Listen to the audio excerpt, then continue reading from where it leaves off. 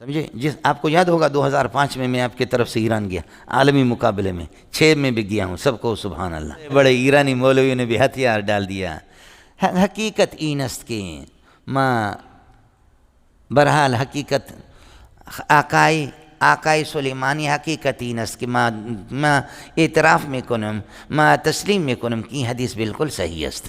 سمجھے؟ یہ حدیث بالکل صحیح ہے۔ ایک بڈھا ایرانی بلوچ بیٹھا ہوا تھا، اس کا میں نے کس کر میں نے کہا کہ جب یہ صحیح ہے تو ہم کے لیے یہاں آ گئے۔ سمجھے؟ سارے سنیوں نے وہ ہمارے منہ پہ تماچا تھا جی۔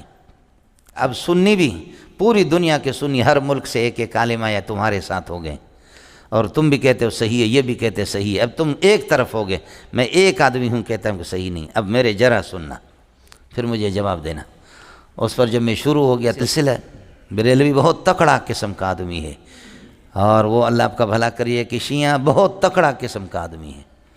سمجھے؟ ابتدا میں ان کا نام تھا، اگر آپ کے کھاتے میں ذخیرہ میں ہوتا تو کسی کو آپ بھیجتے۔ مجھے پتہ ہے کہ کتنے مشورے اندر ہوئے، اکابرین نے مشورے بھی کیے کہ کس کو بھیجیں کس کو بھیجیں کس کو بھیجیں کس کو بھیجیں۔ آپ کے خطیبوں کو الحمدللہ، اس لیے کہ 2 آیتیں رٹا لگانا الگ ہے، پورا قرآن الگ ہے۔ ادھر تو پورے قرآن کی بحث تھی۔ سمجھے؟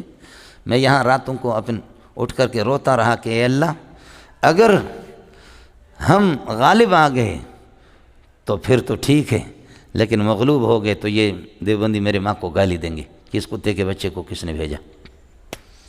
آیا سمجھ میں؟ لیکن اللہ کی فضل و کرم سے جا کر کے پتہ کرو کہ کبھی بھی آپ ہارے نہیں ہیں۔ سمجھے معلوم؟ کبھی بھی کوئی سلسلہ نہیں ہوا اللہ کے فضل و کرم سے۔ والفضل ما شہدت بہ الاعداء، دشمن بھی آپ کو بتا دیں گے کہ کس قسم کا۔ سمجھے؟